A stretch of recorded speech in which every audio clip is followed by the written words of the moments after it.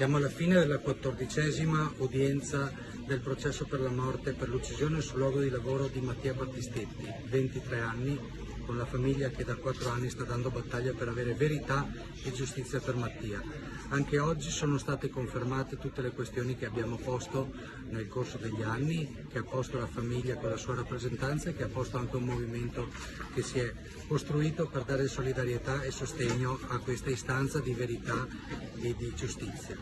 Anche oggi sono emerse delle questioni attinenti alla mancanza di manutenzione della gru,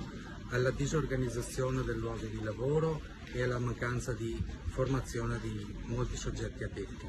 Al di là di quelle che possono essere le scusanti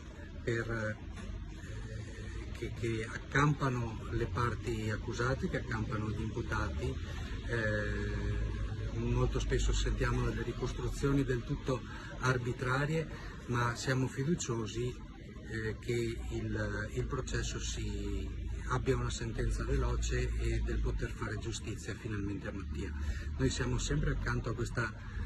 meravigliosa famiglia per la sua determinazione, per il suo coraggio, e ci siamo a maggior ragione nel momento in cui non abbiamo avuto un risultato domenica in materia di appalti e subappalti. Questo non ha demoralizzato tante compagne e tanti compagni che sono venuti qui oggi e anzi sono sempre più combattivi di fronte a questa strage sui luoghi di lavoro che vede proprio nella pratica degli appalti e dei subappalti una delle maggiori cause. Sono sempre più determinati nel dire basta morti sul lavoro, nel fermare questa strage e nel rendere giustizia a Mattia Battistetti e a tanti Mattia, a tante lavoratrici, a tanti lavoratori che trovano la morte, che trovano l'invalidità sul luogo di lavoro legata non alla fatalità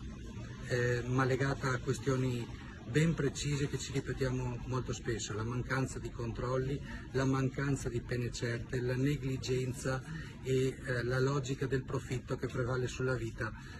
da parte in molte situazioni datoriali, insomma.